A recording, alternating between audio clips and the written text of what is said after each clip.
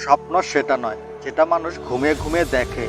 স্বপ্ন সেটাই যেটা পূরণের প্রত্যাশা মানুষকে ঘুমাতে দেয় না। আমরা শুধু সাফল্যের উপরে গড়ি না, আমরা ব্যর্থতার উপরেও গড়ি। জীবনে সমস্যারও প্রয়োজন আছে, সমস্যা আছে বলেই সাফল্যের এত স্বাদ। তরুণ প্রজন্মের কাছে আমার আহ্বান হলো, ভিন্নভাবে চিন্তা করার সাহস থাকতে হবে, আবিষ্কারের নেশা থাকতে হবে। যে পথে কেউ যায়নি সে পথে চলতে হবে। অসম্ভবকে সম্ভব করার সাহস থাকতে হবে, সমস্যা চিহ্নিত করতে হবে এবং তারপর সফল হতে হবে। এগুলোই হলো সবচেয়ে মহৎ গুণ। এভাবেই তাদেরকে এগিয়ে যেতে হবে। তরুণদের কাছে এটাই আমার বার্তা। শিক্ষাবিদদের উচিত শিক্ষার্থীদের মাঝে অনুসন্ধানী, সৃষ্টিশীল, উদ্যোগী ও নৈতিক শিক্ষা ছড়িয়ে দেয়া, যাতে তারা আদর্শ মডেল হতে পারে। আমরা তখনই স্মরণীয় হয়ে থাকব শুধুমাত্র যখন আমরা আমাদের উত্তর প্রজন্মকে উন্নত ও নিরাপদ ভারত উপহার দিতে পারব। জটিল কাজে বেশি আনন্দ পাওয়া যায়, তাই সফলতার আনন্দ পাওয়ার জন্য মানুষের কাজ জটিল হওয়া উচিত। জীবন হলো এক জটিল খেলা। ব্যক্তিত্ব অর্জনের মধ্য দিয়ে তুমি তাকে জয় করতে পারো। তুমি যদি সূর্যের মতো আলো ছড়াতে চাও, তাহলে আগে সূর্যের মতো জ্বলো।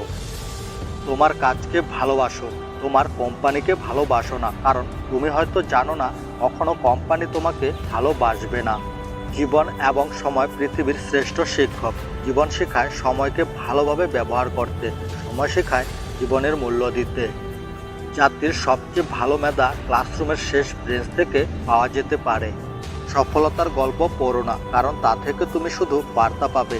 ব্যর্থতার গল্প পড়ো, তাহলে সফল হওয়ার কিছু ধারণা পাবে। তুমি তোমার ভবিষ্যৎ পরিবর্তন করতে পারবে না, কিন্তু তোমার অভ্যাস পরিবর্তন করতে পারবে, এবং তোমার অভ্যাসেই নিশ্চিতভাবে তোমার ভবিষ্যৎ পরিবর্তন করবে। স্বপ্ন বাস্তবায়ন না হওয়া পর্যন্ত তোমাকে স্বপ্ন দেখতে হবে। আর স্বপ্ন সেটা নয় যেটা তুমি ঘুমিয়ে দেখো, স্বপ্ন হলো সেটাই যেটা পূরণের প্রত্যাশা তোমাকে ঘুমাতে দেয় না। জীবন একটি কঠিন খেলা। ব্যক্তি হিসেবে মৌলিক অধিকার ধরে রাখার মাধ্যমে শুধুমাত্র তুমি সেখানে জয়ী হতে পারবে।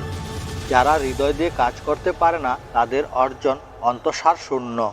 উৎসাহহীন সাফল্য চারদিকে তিক্ততার উদ্ভব ঘটায়। যদি তুমি তোমার কাজকে স্যালুট করো, দেখো তোমার আর কাউকে স্যালুট করতে হবে না।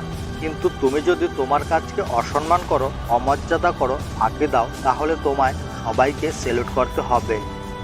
পৃথিবীতে সবচেয়ে বেশি মিথ্যা বলা হয় ধর্মগ্রন্থ ছুঁয়ে, সেটা আদালতে। আর সবচেয়ে বেশি সত্য বলা হয় মদ ছুঁয়ে, যেটা পানশালায়।